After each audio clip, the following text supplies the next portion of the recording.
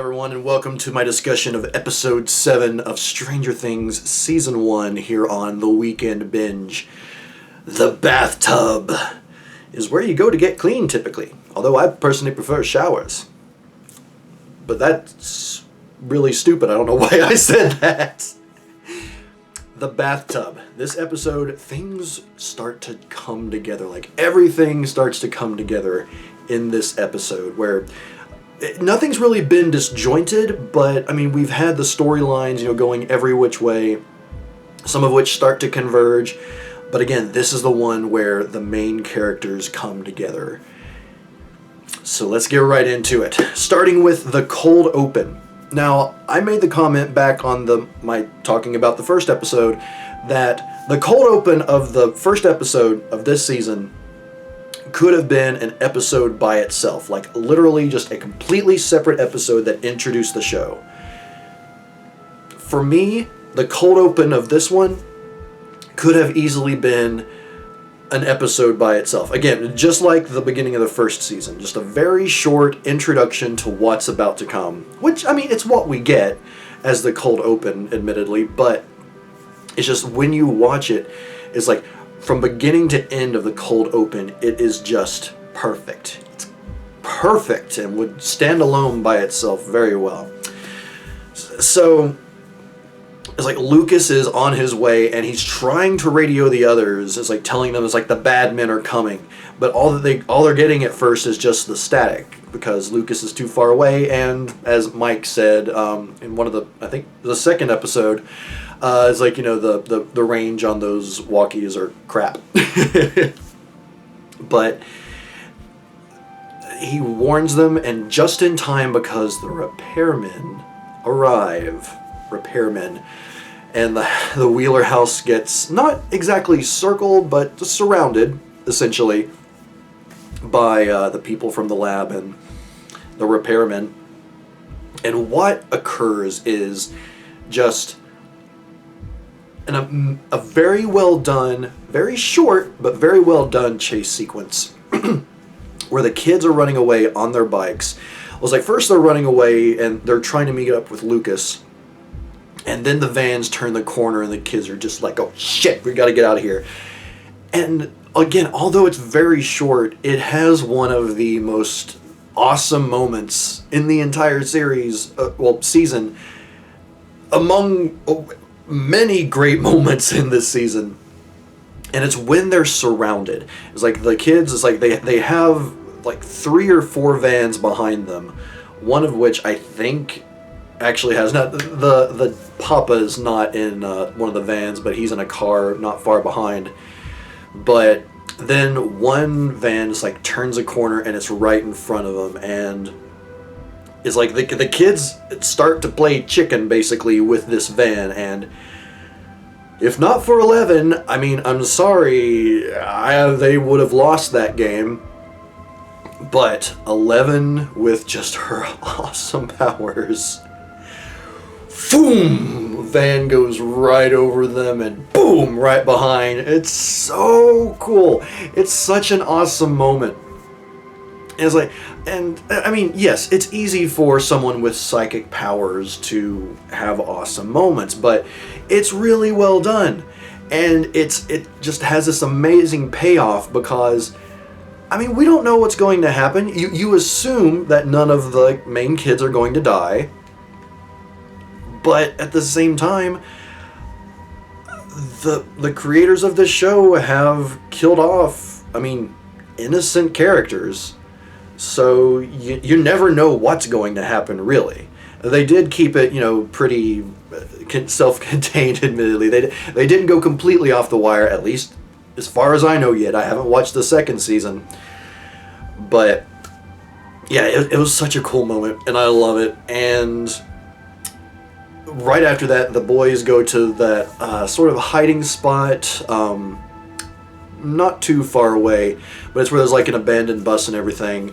And Lucas, he comes around, it's like he's seen, like, who these people are. It's like he's been observing them for a while, and, like, they all just barely escaped getting taken by these guys. So Lucas comes around and he apologizes to 11. And even he admits that, it was kind of awesome, obviously not only when she flipped the van, but, when she did the force push. Yeah, he kind of fesses up to that it was kind of cool, even though he got knocked out. And then finally, as the cold open ends, we see Lucas and Mike shake hands, and that is the moment where the group is back together. Like, the group is back together and more solid than ever. Obviously without Will, but Will hasn't been there for most of the season. So the kids, these 4 kids, it's like they are now, they have each other's backs. There's seemingly no jealousy anymore, no, unspoken issues. They're ready to handle things, and they're ready to move forward. Question is, what do they do? But anyway, that's the end of the cold open. So, I think one of my favorite sequences in this episode is really near the beginning after the cold opening, and it's when Joyce and Hopper arrive at the station. First they're informed that, Jonathan got arrested. But it's when they arrive at the station, and the deputies show Hopper what's in Jonathan's car. And it's one of those moments where, if you've seen the show Supernatural and the assortment of toys, shall we say, they keep in the trunk of their car, not something you want a cop to see, not something you want really anyone to see, especially if, you just got arrested.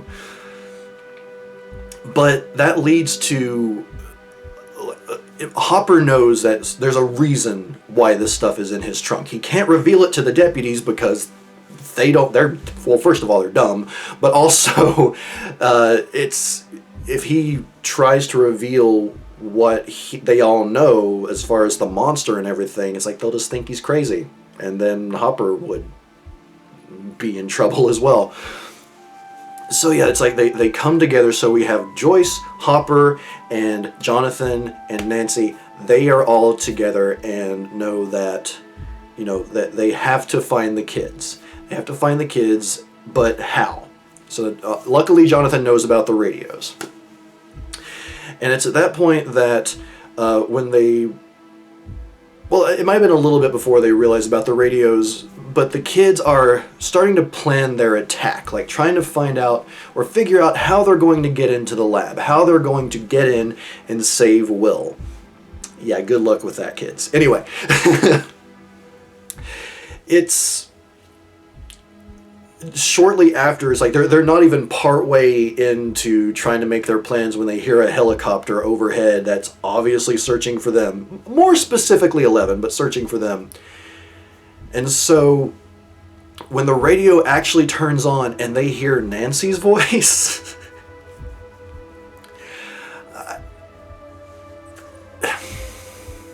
it's understandable that none of the kids want to trust her at first, because it's like, why is your older sister calling us? This is weird. It's got to be a trap. Or in Dustin's words, Lando Calrissian. She's a traitor! But obviously then Hopper gets on the phone, or on the radio, and they do believe, they're more willing to believe him, especially when Hopper points out that, they know what's going on. We want to help you, but you have to tell us where you are. And then the show does a really good job, in my opinion, because when I was watching, even this second time, the kids are hiding and they're waiting on Hopper to arrive. And then we see these older cars pull up, and for whatever reason in my mind, I'm thinking that is a car that Hopper is driving, which I think is, would be Joyce's car, was one that he was driving, maybe, and Jonathan's car. So, for whatever reason, I thought it was actually them that arrived to, pick up the kids. But no, see guys in suits step out. And again, even though it was just, on the second viewing, it took me by surprise. I thought that was really well done. Most people won't be tricked by that, I'm sure. It's just me, not necessarily not paying attention, but just not thinking fully, just kind of getting enwrapped into the show. But the fact that it did trick me that way, I liked that, because it raised my spirits. Just like, oh, everyone's together. Oh, no, they're not. No, they're not. But not long after, while the creepy suit guys are hunting around trying to find the kids, all of a sudden we see this big meaty fist come down on the head of one of those guys. And of course, it's Hop. He came and found the kids, and he gets them out of there, and he's just like, come on! I can't emulate him properly, but I love his inflections. Like, his facial expressions, his non-verbals, is like, he is this big, goofy, super intimidating dude, and I love him. But, yeah, so when everyone is finally together, like basically everyone but Will that's involved in all of this craziness is together, and they discuss, the kids try to explain everything to the adults, which just goes way over their heads for the most part. But then they come to the decision that it's like, or they point out that 11 can communicate, or she can find people that are in the Upside Down. And she tries to reach out to Will and Barbara, but she can't, either because she's just too weak at that point, because she's been using a lot of her energy, or it's too hard at that point. Like, there's too many distractions. So it's at that point that they get Hop, I think it is, gets the idea to get an isolation chamber, which, he recognizes, like, the big tub that was near the gate. Like, it's like, I think he says, like, were you in that? And she says yes. So yeah, he kind of puts two and two together in that way.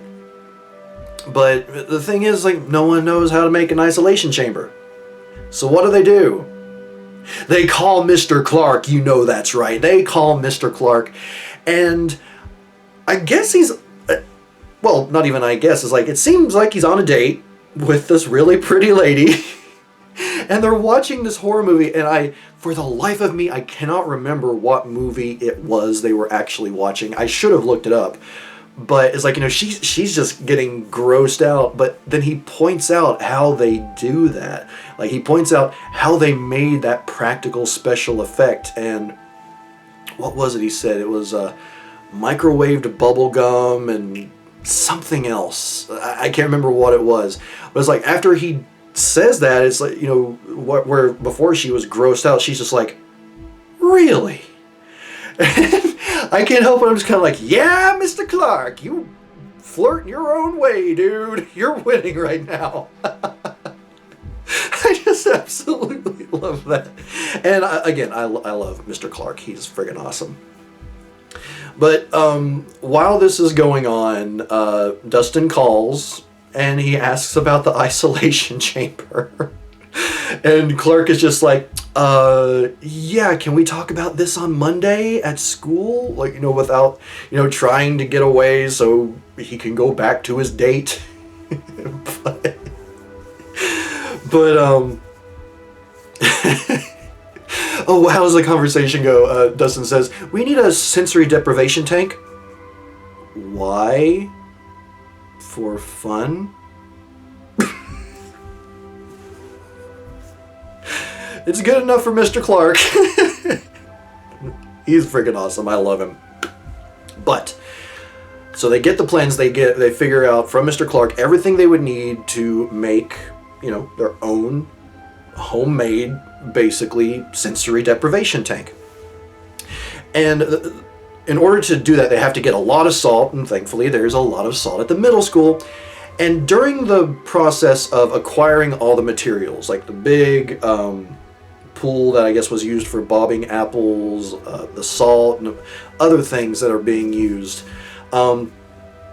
Nancy and Mike have this really cute bonding moment. Is closer than they seem to be closer at this point than they've been in years, because I mean they're both going through this insane event. There's monsters and people are dying.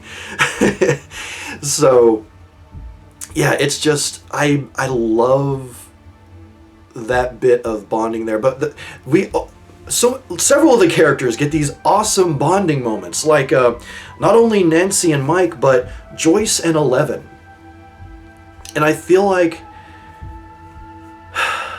Joyce and Eleven, the interaction we see there, we see how loving and caring Joyce really is. It's like, unfortunately, the entire time that we've seen her in this show, with the exception of a few flashbacks where there's those moments of peace with her and Will, and Jonathan at times too. It's like, we've just seen her basically losing it, like holding on to what little bit of reality is left in her brain at that point. But in preparing and helping Eleven to do this, is like, you just see this wonderful, loving mother who wants to protect Eleven. It's like, Eleven, I'm pretty sure that, Joyce knows about Eleven's powers beyond just, she can go into the Upside Down and everything.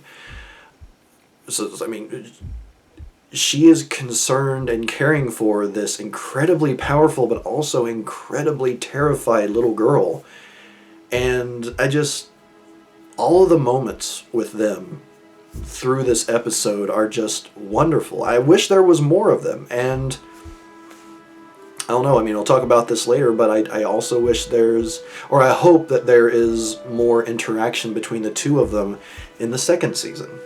But, more on that much later. So,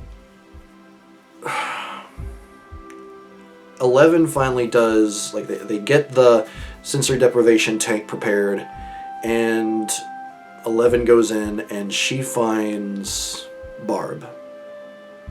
Or at least what's left of her.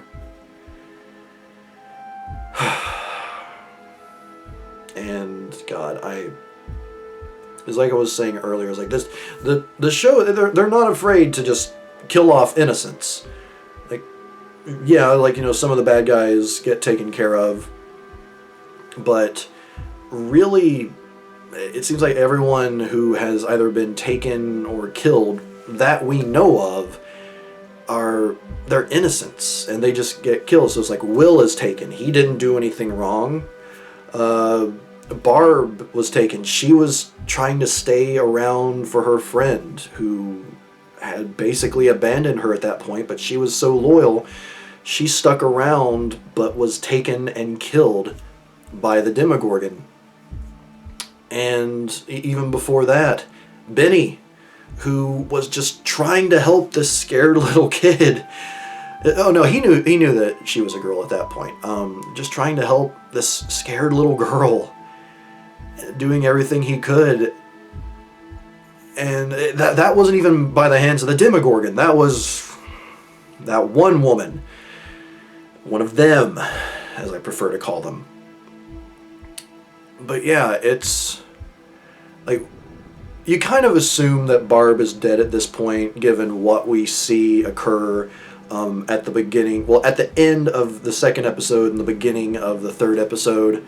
Like, you assume she's dead, but we didn't see any proof of that until this moment, and it's just like, she's destroyed. Like, there's crap crawling out of her mouth, and she is beyond dead at that point. She has been destroyed in every way possible, and it's really sad to see, because part of you hopes that, okay, if Will has survived this long, then maybe Barb can too. Especially since seemingly, the Demogorgon is what took Will to the Upside Down. I don't know. But still. Yeah, that's unfortunate. But after she, 11 understandably starts to freak out at that point, but Joyce reaches down and she's just like, I'm here with you, I am right here with you, and helps 11 calm down. She gives 11 something that she hasn't had really at any point in her life, because all she's had is the people at the lab and Papa, who was just a loving parent. But she's never had that sort of maternal figure in her life. It's like the only person that came remotely close was kind of Karen, but Karen didn't even know she existed. She really doesn't know she exists until the absolute end of the season. So yeah, it's like this is the first time that 11 has had a maternal figure or anyone just there to comfort her, and not just the other kids. Is like they try to be there for 11. It's like Mike, is the one who puts forth the most effort, trying to be there for 11 but at the same time, they're the same age. They are not fully matured. They don't know how to fully handle this kind of situation. So just the way Joyce handles that and helps calm 11 down is just such a wonderful, beautiful moment, despite the fact of what she is helping her to calm down from. But when she calms down, she continues searching, and she finds Castle Byers, or the version of Castle Byers in the Upside Down. And she finds Will, who he's dying. He's not okay. It's like he doesn't even seem to be conscious, really. I think he does kind of respond a little bit, enough to where they hear his voice through the radio. But he's, again, just very clearly dying. He doesn't have long left. And he's lasted quite a while in the Upside Down. So more power to Will in that regard. But then all of a sudden it's just like he disappears. And 11 just... she can't hold it together anymore, and she leaves the underground, is like just out of fear of everything that's going on. But she did really good. And Joyce assures her of that. It's like she assures her that she did a really good job. So it's at this point that Joyce and Hop decide to take matters into their own hands, and they decide to go and find Will. They're going to go to the source and get Will back, because there's only one way to get to the Upside Down other than the sensory deprivation tank, and that's through the gate. And where's the gate? At the lab. So yeah. So they go there to break in, and Hopper still has some bolt cutters that they used to get through the fence. Unlike last time, though, where Hop managed to get pretty far in before getting caught. They're caught before they even get to the front door. So, that's where the episode ends for them, at least. And Nancy is talking to Jonathan, and she says, they're just left alone there with the kids to protect them. But Nancy wants to finish what they started. She wants to kill it. And so does Jonathan. And that's the last time we see those two for this episode. And before I talk about the final moments of the episode, there is one character in this who begins a bit of a redemption arc in my eyes. And you know who it is? It's Steve. Steve, who I have made no qualms about expressing how much I dislike him, how much I hate his guts. how much I just wish he would kind of fall off of a cliff the majority of the show. Okay, maybe that's a bit extreme. But when we see him, it's like, this is after he did basically lose the fight against Jonathan, even though they both got their blows in. Like, he lost the fight, and Steve's face is kind of messed up, to say the least. But he's at, I think it's a gas station with Tommy and Carol, and, pardon my language, but fuck Tom and Carol, or Tommy and Carol, fuck them. They are the worst human beings, I think, in this entire show. It's like, there's some that give them a run for their money. Like, I'd say the bullies against the kids can be, right, just about up there, but, they're still fairly young. They're still adolescents at that point. Tommy and Carol are old enough. I assume that they're seniors, because that seems to be the age range they're portraying. They are old enough to know better. They're old enough to be able to make their own decisions, and they choose to be horrible human beings. And like, one of the commenters, I can't remember if it was my friend Flix or someone else, but they mentioned that Tommy and Carol may actually be worse than the people at the lab, as horrible as the people at the lab are.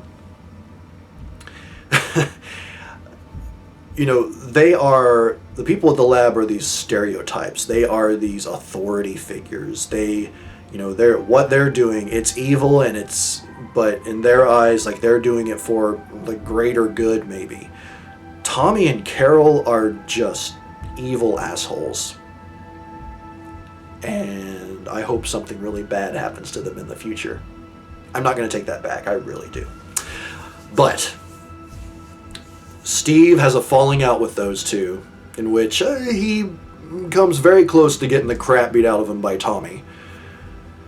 So Steve heads out, and he returns to where the movie theater is, where the marquee is, and the owner, at least I think it's the owner, is cleaning the graffiti off, and Steve offers to clean it up. He wants to know if he can help, if he can clean it up. And just in that short moment, there's so much about Steve that has changed.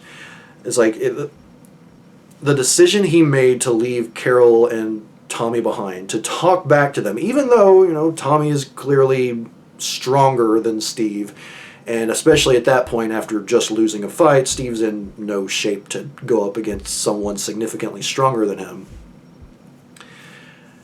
But standing up to them, calling them out on their bull, and just leaving them behind, and then going back to, even though he can't take back what was done, to try and make things right. Try and clean up the mess. And there'll be more to talk about with him in the next episode, but even if someone is trying to make things better, that doesn't mean you have to forgive them. That doesn't mean that they deserve forgiveness, even. But with Steve, I feel like the way that he's portrayed, everything about the character, again, the body language, the way he's talking, just his general attitude in just approaching the guy at the marquee, says he truly, he is changing. He's not necessarily changed, but he is in the process of changing. He is making decisions to change what happens going forward. For him, if for no one else. So yeah, as much as I've hated on him in the past, let's just say I'm starting to like Steve at this point. And then there'll be more in the next episode again. And then finally, the final moment of this episode. One of the just... It's not even one of the best cliffhangers, really, but it leaves you with this feeling of, oh, well, I'm not going to stop here. Time for the last episode.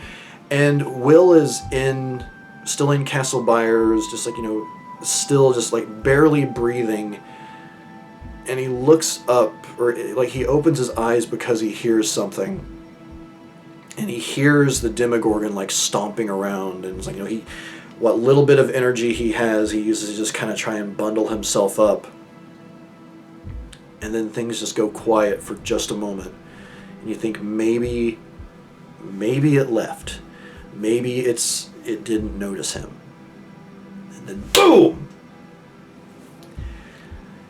Castle Byers breaks apart, and we cut to black as the Demogorgon is broken in, and the fate of Will at that point is unknown. God, I love this episode!